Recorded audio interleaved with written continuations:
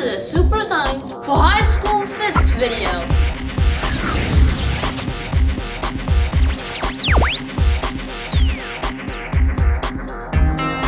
Marshall Barnes' R&D Eng has got more mistakes Stephen Hawking has made than anyone else in the world.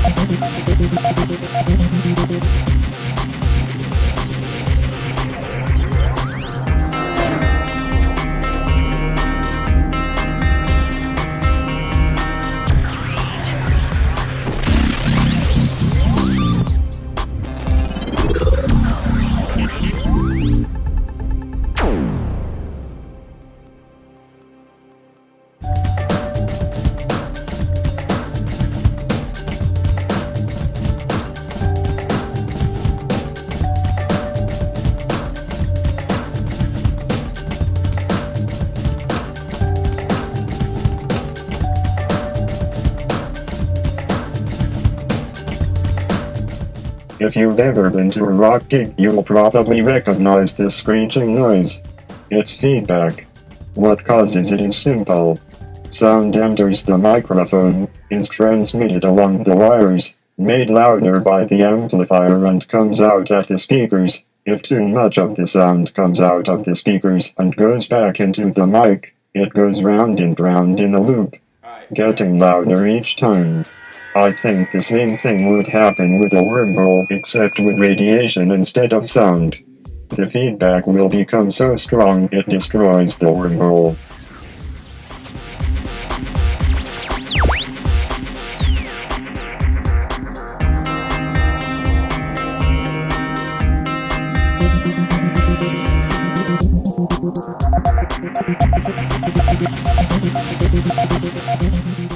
Stephen Hawking was describing something called a closed time-like curve, which is a pathway through space-time that goes back to the past.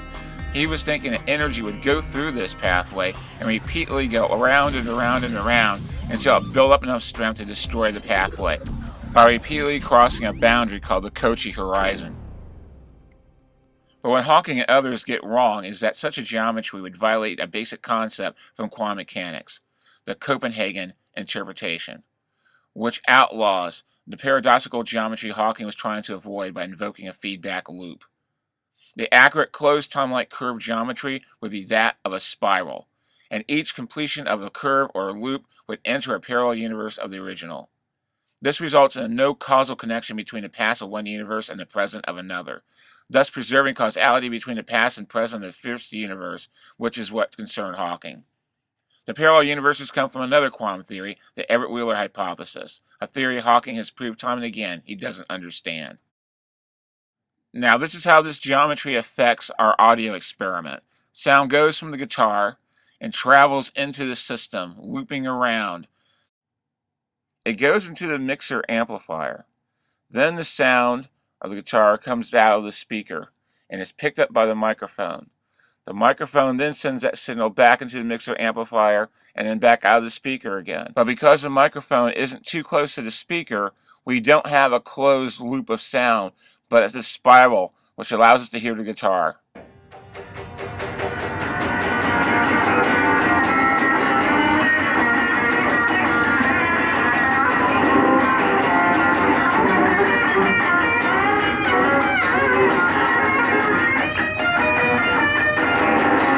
See this, boys and girls?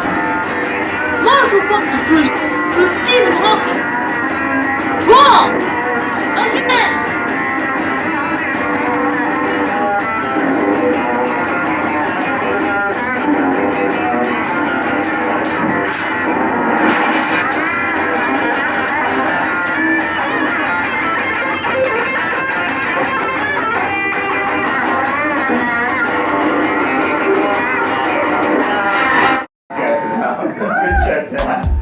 Check that out. It's right.